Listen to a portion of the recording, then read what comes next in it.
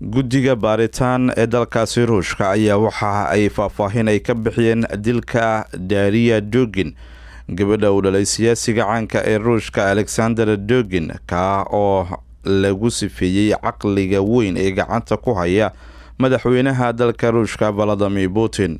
warbixinada horudhaca ee baaritaankaasi la sameeyey ayaa waxaa lagu soo ogaaday in falka lagu qaarijiyay gabadhaasi uu ahaa mid lasoo abaabulay oo si weyn loo soo qorsheeyey.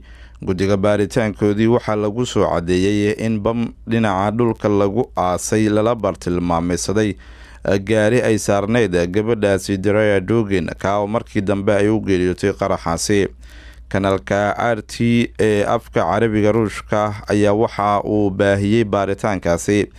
baarayaasha iyo kooxaha ku takhasusay arrimaha qaraxyada ee guddiga baaritaan ee ruushka ku jira ayaa waxa ay si weyn ay uga shaqeynayeen goobta dhacdadu ay ka dhacday.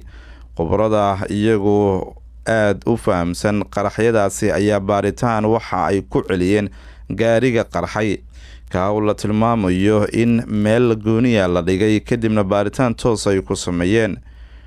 Dugin oo iyadu ahayd gabadha la dilay ayaa waxa ay ka bixisay ayaa layidhi meel fagaaro shacbiyad fara badan oo ku taal meel aanan ka fogeyn magaalada Moscow.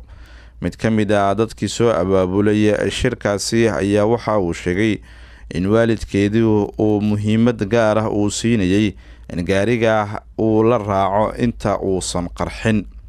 Daria Dugin waxa ay ahayd xogayaha dhinaca iyo saxaafadda ee aabaheedii.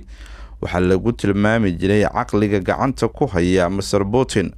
waxay ka soo jeedaan ayaa layidhi qoysas ama qowmiyad aad looga yaqaano oo iyagu badankoodii kasoo shaqeeyay aqalka Kremlinka ee wadankaasi ruushka.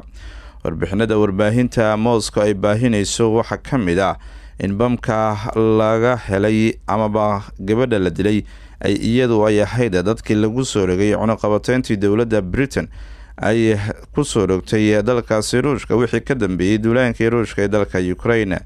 wasaaradda arrimaha dibadda ee ruushka ayaa waxa ay shaacay ka qaaday haddii ay soo cadaato in Ukraine ay ka dambeysay qaarijinta Daria in ay noqon doonto mid ka mid ah noocyada argagixiso ay dowladani falkaasi ay kula dhaqaaqday dowladda ruushka.